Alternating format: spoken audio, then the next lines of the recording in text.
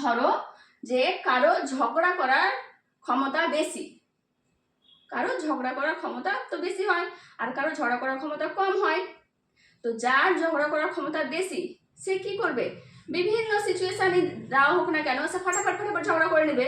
মানে সে বুঝতে পারবে যে আমি কি কথা বলে ঝগড়া করব, তার মানে তার ক্ষেত্রে কি হবে, টাইমটা কম লাগবে। কিন্তু যার ঝগড়া করে অভ্যাসই নেই সে কি করবে, তাকে ঝগড়া করার জন্য ভাবতে হবে যে আমি কিভাবে ঝগড়াটা করব, আমি ঝগড়াতে কি বললে জিততে পারবো, কি বললে আমি ওর কাছে ছোট হব না, ঠিক? তো তাকে একটু ভাবতে হতে পারে, যে ঝগড়া করতে জানে না বা একটু কম জানে, তাহলে তার ক্ষেত্রে সময়টা বেশি লাগবে ঝগড়া করতে। তো সেটাই বলেছে যে যার ঝগড়া করতে কম টাইম লাগে তার মানে তার ঝগড়া করার ক্ষমতাটা বেশি। যখন ঝগড়া করতে কম টাইম লাগবে তার মানে তার ঝগড়া করার ক্ষমতা বেশি আছে, ওই জন্য কম টাইম লাগছে। কিন্তু যার ঝগড়া করতে বেশি টাইম লাগবে, ঝগড়া করতে বেশি টাইম লাগছে, তার মানে তার ঝগড়া করার ক্ষমতাটা কম। তার মানে উল্টো হয়ে যাচ্ছে কিনা।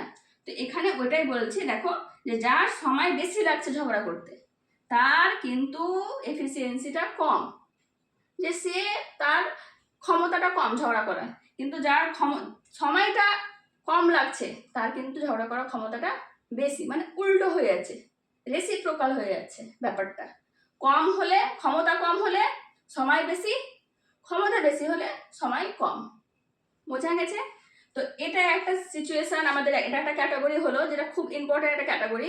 এই ক্যাটাগরিতে কি হচ্ছে, আমাদের কাজটা থাকছে সেম এবং সেই কাজের ছাড়া যে বাকি দুটো জিনিস আছে, কি আছে, সময় এবং ক্ষমতা। সময় এবং ক্ষমতা একে অপরের সঙ্গে ব্যস্তানুপাতিক সম্পর্ক। যে সময় যদি কম লাগে তার মানে তার দক্ষতা বেশি, আর সময় বেশি লাগলে তার দক্ষতা কম। বোঝা গেছে? সেকেন্ড কি বলেছে,